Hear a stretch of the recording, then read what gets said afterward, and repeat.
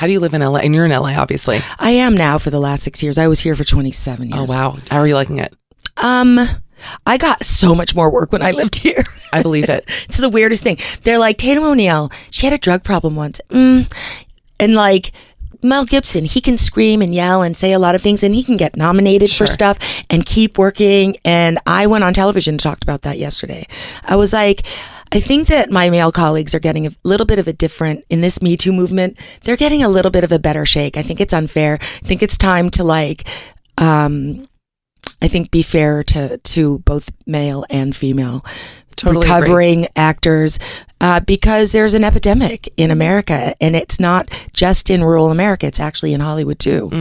And I also say that addiction is not a moral affliction. It is a disease like thyroid, like these things, and we need to really get away from judging people.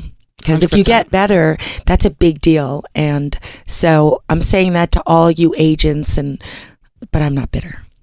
I love how you're like, people who don't have resentment, and then it's so bitter. But I'm bitter too, and I actually was going to say, how do you not hold on to resentment? But clearly there is some because I think it's super unfair. But I used this opportunity on this press tour to just say it out loud, which I had never done over 45 years I'd never had a message in 45 years. And then finally I'm like, okay, it's the Me Too movement, and I've like LA has been so tough on me in terms of I did one criminal intent, and I feel like I was just like totally marginalized because of my addiction. And so I was like, you know what, I'm going to talk about it. So I did. And I feel better probably. And also maybe I think it will help, even if it's not my generation, maybe it'll help in the next generation. Yeah. You have a good point that Mel Gibson, he's like Teflon. Keeps working, big anti-Semite, Holocaust denier, and wild. And Robert Downey Jr., big star.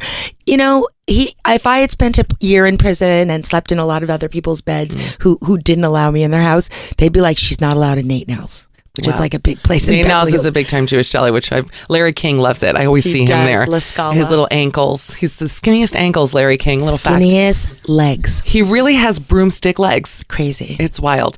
But it's really interesting to hear you talk about that. And you're right. It goes past just sexual harassment. It's just judgment of women in general. And the marginalization of how so we can marginalize her because she wanted to change the way she felt because she had a lot of pain in her heart, and I used drugs, but I got better. So I think that's a success, not something to be condemned.